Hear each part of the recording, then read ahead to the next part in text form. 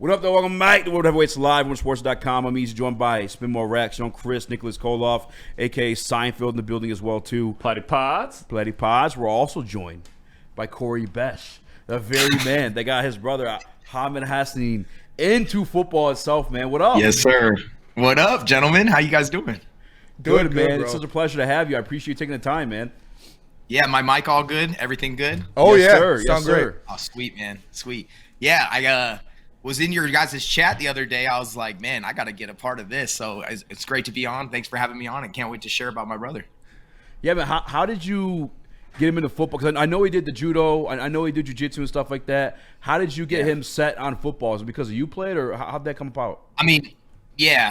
Football is in my blood. I was the kid that grew up in American sports, and unfortunately, I was 5'7". So Me too, brother. My Me too. ceiling was limited, right? I was a slot receiver, did all that stuff, but every kid grows up with NFL dreams. It wasn't until I ran into my brother in 2018 when he was 16 and saw that he was an athlete, and I was wondering, man, does he have some of the juice that I had? Because if he does, he's got the frame that could take it to the next level, and as we can see, he did just that. And the thing that really stuck with Detroit Lions fans and a lot of the NFL media was his reaction getting drafted, draft night. Can you take us through how that was, what it was like in that room? Because you just saw the pure emotion and that dog mentality that I know is a big reason why Brad Holmes and Dan Campbell fell in love with your brother. Seems like an intense guy. Yeah, I mean, that is my brother to a T. What you guys saw was 100% real and authentic.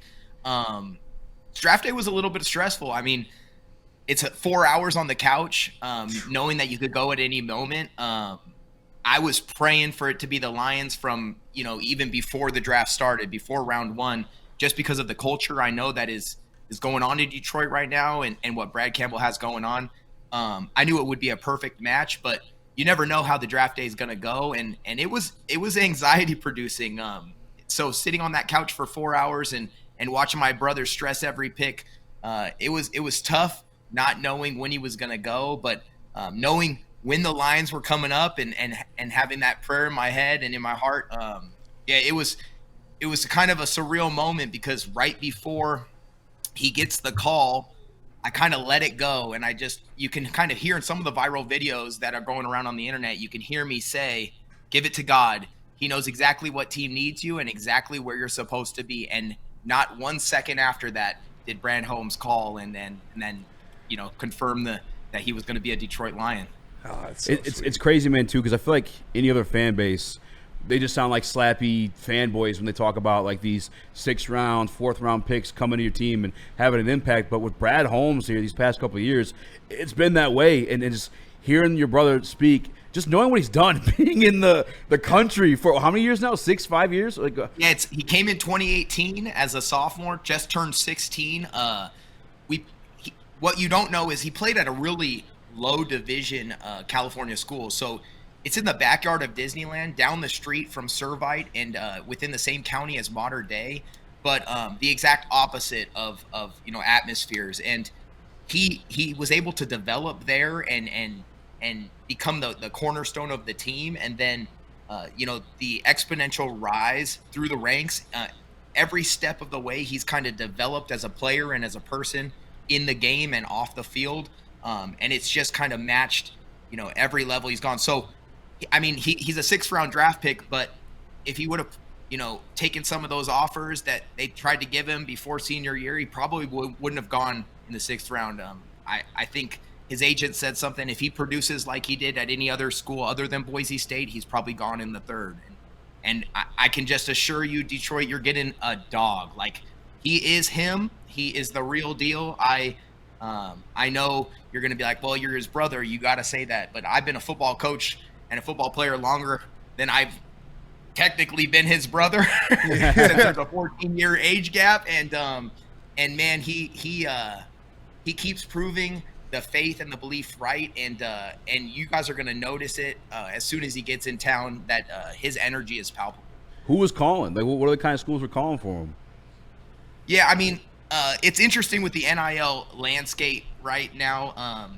They communicate without directly communicating, and so when he's getting a flood of likes on his Instagram profile from a certain school in the SEC, they're unofficially saying they're interested, and you can't communicate with them until you get into the portal. And at that time, his head coach Andy Avalos had just been let go, and there was a uneasiness around the Boise State program. Who's going to be the next guy? Is it going to be Spencer Danielson? Is it going to be somewhere else? So these kids had to think about those decisions and what was right for them. And Ashton Genty gets a ton of praise because everyone knows how much he's worth, but Ahmed was getting the same thing. He was getting requests, and there was definitely some interest out there, but he stayed loyal to Boise, to Coach Danielson, to his developmental plan and kind of the plan that we had put in place even before he went to Boise State. He had offers from Duke and Kansas and some bigger schools and bigger conferences, but just knowing the landscape of college football, knowing what his skill set is and what he needed to develop into the player that he is today, I knew that Boise State was going to be the right fit, and Spencer Danielson was going to be the guy to kind of develop him into a man of character and a great football player, and hopefully make him an NFL caliber guy. And here we are today. Your former teammate, dude. They can make a movie about that. It's insane. It's wild. Well, what's crazy is Spencer didn't know he was my actual brother until he clarified with me on Twitter back then. My brother was putting up, viral videos of him just flat backing guys from Modern Day and Bosco and all the big schools, all these 4- and 5-star prospects, but no one knew his name. And so he's putting that stuff on the internet, and COVID had shut down all in-person recruiting. And Spencer Danielson hits him up one day, says, "Man, we like your tape, big man. Keep working. We got our eye on you." And my brother tells me, "Hey, some coach from Boise named Spencer Danielson hit me up." I said, "Spencer Danielson? That's my college teammate. He put me at the bottom of the depth chart when we were at Azusa Pacific. We went up, we did a damn ground drill, and he burned out my forearms. I fumbled, and then I got put on the bottom of the. He ruined my career." No, Let's jump him. Stories I have about Spencer. Great man of faith, man of character, and a great leader. A super influential person in my brother's life, and just part of the reason, why we are here today. But God is the number one reason, for sure. Amen. That's why we're here. Yeah, facts. Yes, sir. Every day is a blessing. Crazy story for sure. It is. He'll tell you about that. Looking at your brother, I want you to take off the brother hat for a little bit and put the coach hat on. He is gonna have to earn that spot. He is going to. This is a deep defensive line room. They love him. I think just because when I saw the drills at the combine where he's yelling at the coach to get the ball, I was like, "Oh, this is a Dan Campbell guy, man." What does he need to improve the most? Because he's very raw, obviously, but put up good numbers at Boise. What does he need to improve the most to be an NFL player officially? Sure, I think I've always, harped on him consistency. It's always been about doing your job. It's always been about the team and not individual accomplishments. He's found the most success when he operates amongst the team and for a greater mission than himself. He obviously doesn't have a ton of reps under his belt, and as you know, with anything, the more time and experience you get at a high level performing what you need to do, the easier it's going to come.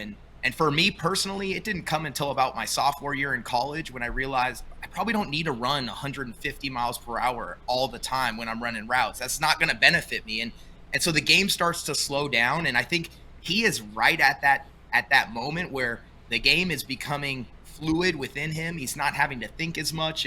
And so for this to be the transition to the next level, it's the perfect time because he played within a system at Boise where they asked him to do certain things. They asked him to shut down the run. They asked him to hold the edge. They asked him to use his power and maybe not, go off schedule and do his own thing as much. And there were things that he could do but wasn't necessarily asked to do, right? Super, athletic pass rush moves and getting after the quarterback because of the new scheme that the DC had put in his senior year. But he's the type of guy that's going to do whatever is asked. And I know that with NFL level coaching and development, his trajectory is only pointing up, and in sixth round is the lowest value that he would have ever had. And I think you guys are going to be pleasantly surprised when you see him at rookie training camp. Do you have like a player comp for Lions fans, like expectation wise, or It's okay if it's a big name, he just like loves play to- style. Yeah. I mean, he's a power guy. And 34 reps on bench is the real thing. I mean, I was telling him last year when I was watching the combine, I think you could probably beat those dudes already as a junior, right? Because he's always been the strongest dude in the room. He showed up at Boise State as a true freshman and ended up getting playing time at D tackle behind Scott Matlock, who's now in the NFL for the Chargers playing D tackle and fullback. I remember getting the call from Danielson the first day that said, hey, you probably want to get up here to Utah and watch your brother because he's going to get some playing time. And after that game, his defensive line coach, his defensive coordinator, Spencer Danielson, and his head coach all came to me specifically and in so many words told me that he has a future playing the game. His D-line coach, Frank Miley, literally told me, your brother's going to get paid to play this game. And he had probably 3 reps in that first game. So hearing it from them, kind of confirmed that my thoughts were not biased. But as far as like what type of player he is, he's a hybrid. He could play inside, he could play outside. He's definitely going to stop the run. He is any pulling guard, pulling tackle, anything. He's going to shut it down and spill it out or push it back inside. He's not going to go off schedule. He's going to do everything that's asked him and nothing that's not. And he's willing to sacrifice, like you heard, everything that he has for the team. So I know there's a big stress around this edge position in Detroit right now. And are we going to re-sign Z or what's going to happen on the other side of Hutch? And last year Ahmed was the guy getting the double teams. He was the guy. He was Hutch in Boise State's defense, right? And he allowed other people to make plays, and he was grateful and humbled and happy that they could perform. And he says, there's a quote that's out there. It's like, if my brothers are eating, then I'm happy, right?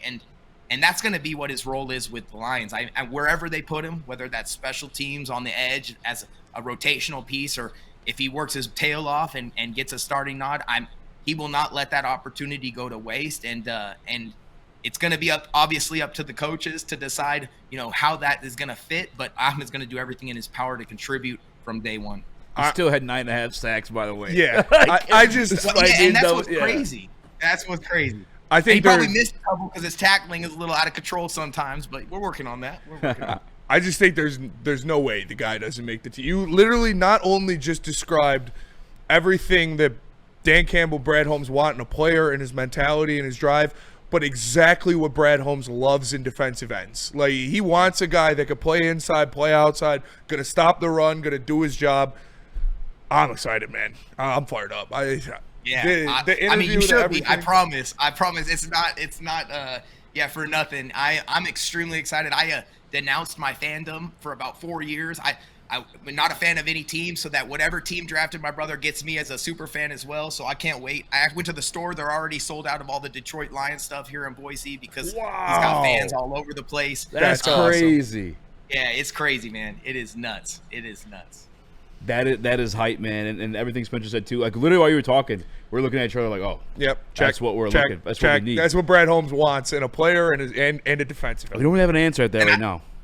Yeah, I think that's what Brad was trying to tell you guys when he said, you got to question me, but I know what I'm doing. If I need to get my edge in the 6th and get my other pieces earlier, it's because I know that edge in the 6th is exactly the guy we need for this team.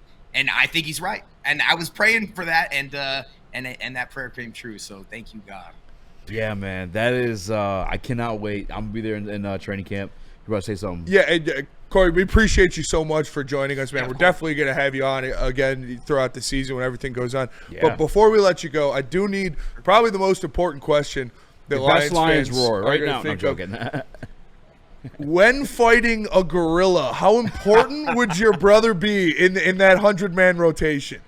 Well, considering he's willing to die, he'd probably be the first man in and not much help, right? Like, come on, bro. What are we doing? But I promise you, he's going in swinging. And there was a time where he was within reasonable size that I could wrestle him, and so I went for that choke really early his in 2018 to assert my dominance in the household. That was the first and last time I'll ever win a fight against my brother. That's for sure. He is a man.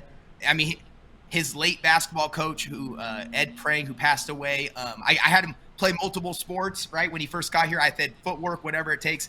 he called him man-child because the day he showed up, he was a man-child. And yeah, his aggression, his passion, everything that he plays with on the football field is the same off. So shoot, if we're taking on one gorilla or 100 gorillas, Ahmed is there no matter what, as long as one pride is behind him. Absolutely, yeah, man. All That's the way. awesome here. Appreciate you so much. When was the last time you brought him up? Can you still do it? I mean, I would try, but I'm sure he just tossed me, bro.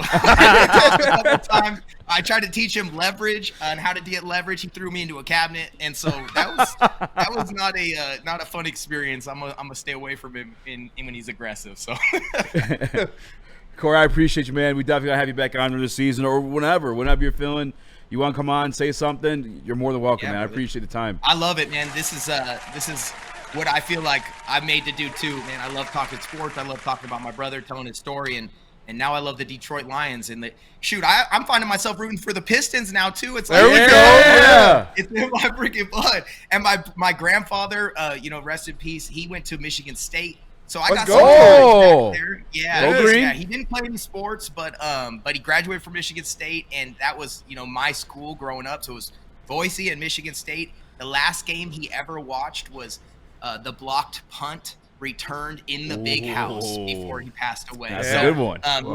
Great legacy there in Michigan. We got family there. Can't wait to visit. I got family in Egypt who's ready to move from Egypt to Dearborn or somewhere in the vicinity. Yeah, I was gonna tell you, for sure. And it's an exciting time to be part of this family, to be part of One Pride, and can't wait to see what's going to happen this season and in the future. Whenever you're in town, man, you're more than welcome. Come in, sit down on the show, have fun with us, check out the studio. It'll be awesome. Awesome. Can't wait, man. I'm looking forward to it. Thanks for having me on, guys. Appreciate it. Of course, you killed it, bro. That was a great interview, dude. Appreciate you, man. You guys. Yes, sir. Natural. Yeah, he's got a golf simulator behind him. Oh, he's got the golf. Oh, dude. Yeah. I haven't swung yet this year. I got it. Oh, you don't want to see it. You don't want to see it. You want to see it? Let's see. Okay, hold on. What do we got? Let's go. You're better than me. Pitching wedge. Let's get Pitching wedge. Okay. You could judge the swing. Are there good golf courses in? Oh, the best. Yeah. Oh, Okay. Smacked him. What do you mean? Yeah. Smacked him. There we go. Let's go. Hole in one, just like Brad Holmes' draft. Let's go. Hey. Appreciate you, Corey. All right, Thank boys. you, man. I'll see you guys. See you later, Have a great man. show. That was legend. That's the best ending to an interview we've ever had. Yeah, That's the greatest That was awesome. That was one of the best interviews we've ever had.